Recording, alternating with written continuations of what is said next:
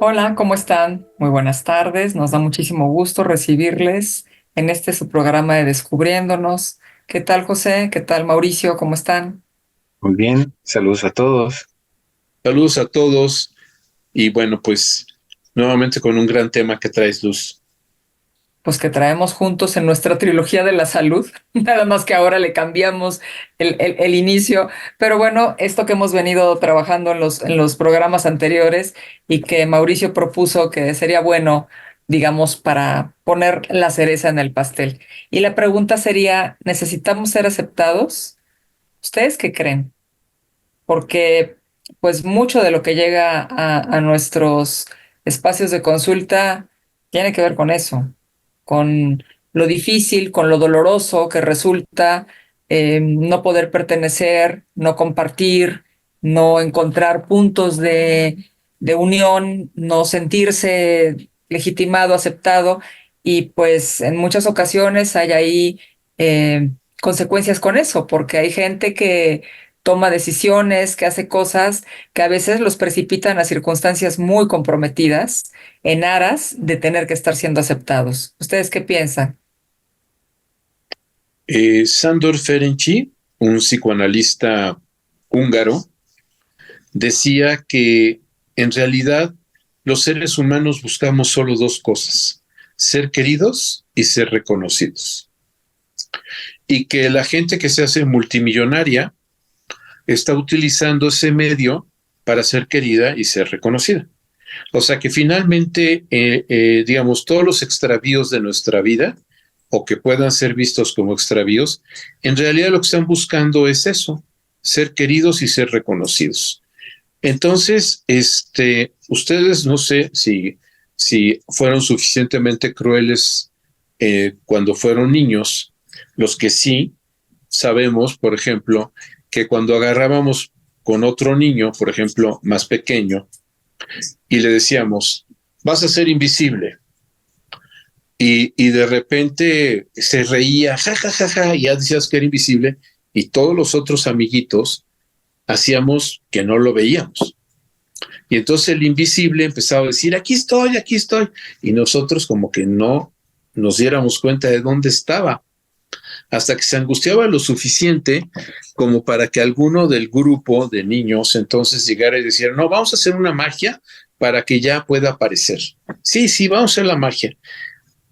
Porque la falta del reconocimiento, la constitución del yo, se da por el reconocimiento de la mirada del otro, de la madre, de uno, de esa mirada de deseo. Ahí nos reconocemos a nosotros mismos a partir de ser reconocidos por esa mirada del otro. Entonces estos niños que desaparecían se angustiaban espantosamente porque no lo reconocíamos, ya no aparecía. Entonces ya se tranquilizaba. No sé si vieron incluso esto sí fue cruel, eso jamás lo hice, quiero advertir, pero sí lo No, parte de tú dijiste los que fuimos lo suficientemente cruel. en Sí, sí.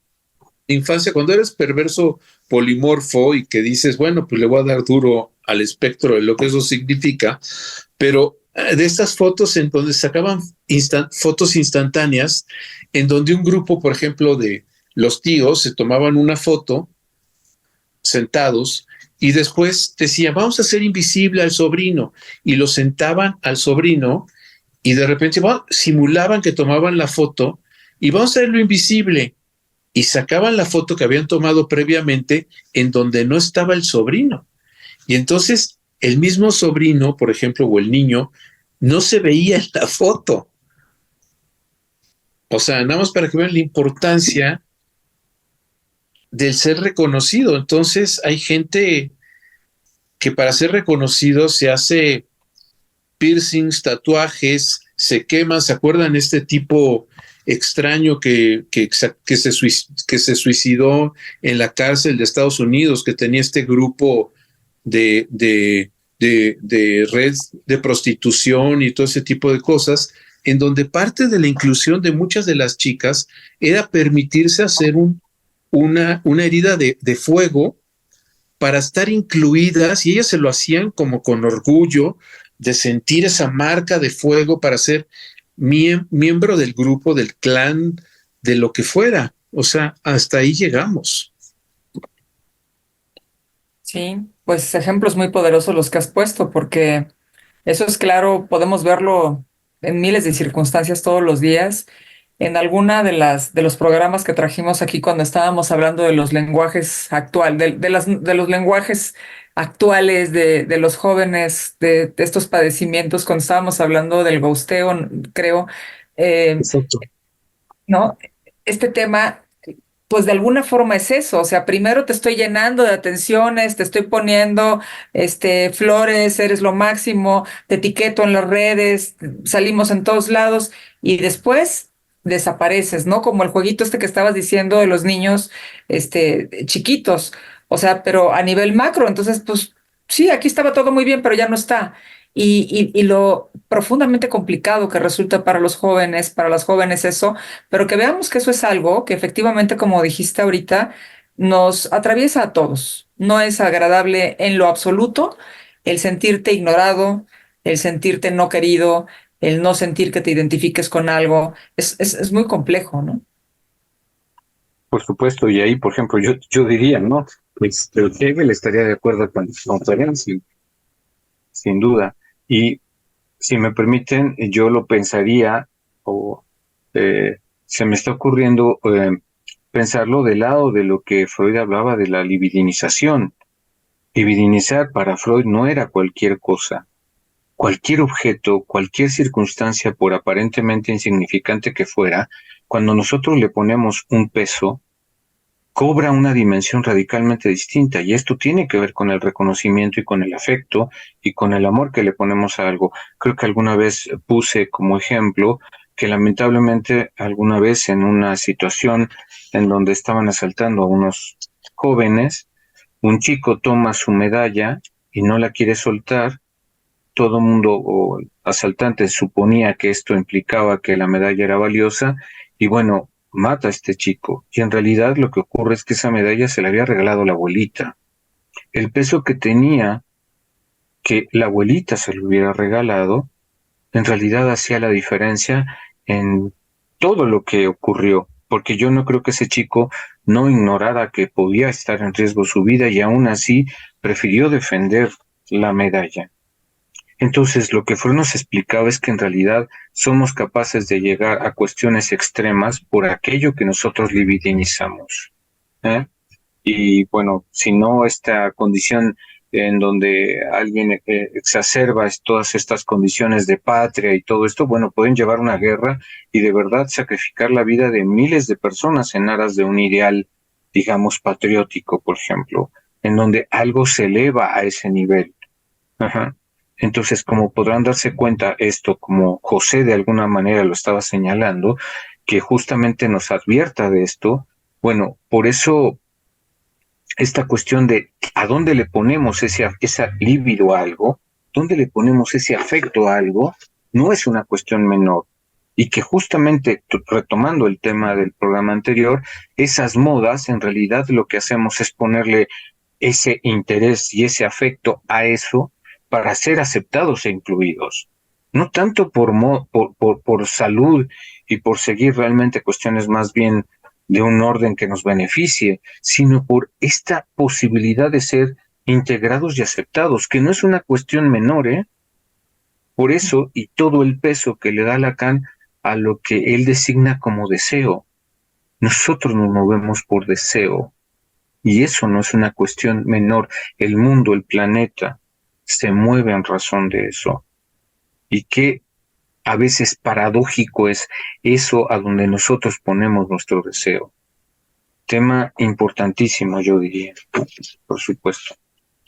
Por supuesto que es muy importante y también es delicado porque el hecho de que nosotros lo estemos planteando en este programa y que estemos poniendo estos ejemplos así, tal vez pueda parecer algo muy sencillo, pueda parecer algo que está muy cercano a que nosotros lo estemos racionalizando, pero el estarnos incorporando a este tipo de grupos, a este tipo de modas, a estos temas de pertenencia, no son cosas que nosotros estemos levantándonos el día de hoy y digamos, hoy me voy a incorporar acá y entonces yo lo voy a hacer porque estoy buscando esto. No, por supuesto que no. Y eso es justamente lo que hace que esto sea tan delicado, porque nos precipitamos a ese tipo de cosas sin saber realmente en dónde estamos. O sea, solamente nos estamos ahí como que dando tumbos, intentando meternos a lugares, pero yendo de esta manera automática. O sea, esto de que nosotros estamos pensando qué es lo que es, qué es lo que debe de ser, qué es lo bueno. Y entonces, pues simplemente lo hacemos sin mayor pregunta y sin darnos cuenta que efectivamente nos estamos exponiendo en muchas ocasiones, ¿no? Y piénsenlo esto, porque además a veces hay un correlato, que esto sé que me voy a ganar bastantes enemigos, pero felizmente lo acepto. Es esta parte, por ejemplo, de en Londres se hizo un estudio de niñas que querían ser transexuales y después ese mismo estudio se hizo, y entonces no recuerdo el porcentaje y el estudio está documentado, en donde vamos a poner que del grupo de estudio de chicas que querían ser transexuales, había un grupo de, vamos a poner, un 40%. A los 18 años estas chiquillas decían, no, eso fue moda de la época, era el grupo, era no sé qué, era no sé cuánto. O sea, entonces esta idea de suponer que un niño puede saber qué es lo que quiere, abstrayéndonos de todo esto que estamos hablando, abstrayéndonos de las relaciones con los otros niños, del sentido de inclusión, esto que decía Mauricio, del deseo del otro, en donde habría que visibilizar cuáles han sido los deseos de los padres, todo ese tipo de cosas, por esa necesidad de los niños de reconocimiento, ¿no? Y que eso es así, estas cuestiones de las necesidades de reconocimiento son imperiosas. Y si hay un grupo en donde quiero pertenecer y la condición de posibilidad para ingresar es ser dark o ser punk o ser delincuente o tener un tatuaje o un piercing o lo que sea, pues a veces se hace todo ese tipo de cuestiones por la necesidad de inclusión. Hace algunos años, recuerdo que incluso también lo planteé aquí, se supo de un chico que se suicidó porque los papás no le compraron los tenis de la marca que llevaban todos los compañeros de la escuela. O sea, ese sentirse no incluido a partir de la marca de tenis llevó al chiquillo a suicidarse. Entonces, los criterios de inclusión son feroces.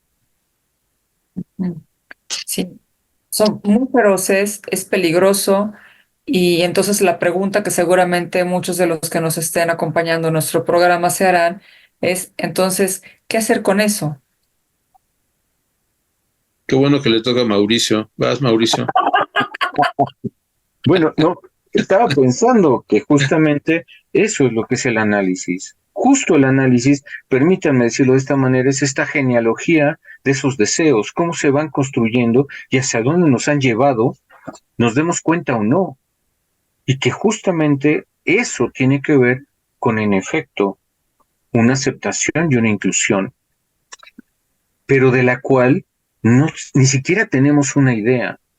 Justo un análisis tendría que ver con poder de alguna manera aproximarnos a eso y ver de dónde viene, porque de otra manera, pues vamos por el mundo, caminando de una forma bastante singular, ¿no? Alguna vez hablaba de esto, que Freud ahí cuando se detenía en esta cuestión de de las órdenes poshipnóticas, se sitúa desde un lugar muy distinto a lo que la mayoría de las personas lo hacían, ¿ok? Todos estaban fascinados con el poder que podía ejercer la hipnosis. Y en realidad Freud se detiene a ver cómo es que esa orden poshipnótica, que cuando yo salgo de la hipnosis, justifico de manera racional, sin darme cuenta que en realidad hubo una orden que me hizo pensar que tenía que hacer X o Y cosas. Y justo para Freud la pregunta es cuántas cosas fundamentales en mi vida he elegido de la misma manera sin darme cuenta y las justifico de una forma consciente cuando en realidad lo que está detrás es algo radicalmente distinto. Bueno, me parece que ahí está el punto esencial de lo que es un análisis. Sí, por supuesto, que sería, por supuesto, la invitación que estaríamos haciendo y, y siempre con la advertencia de que claramente esa es la razón por la cual es tan complejo hacer un trabajo analítico, porque acercarnos a eso, acercarnos a esta ferocidad de todo lo que nos ha estado moviendo inconscientemente y darnos cuenta que son a veces esas determinaciones que vienen de quién sabe dónde, como si fueran órdenes que están ahí, pero que no sabemos cuál es el origen.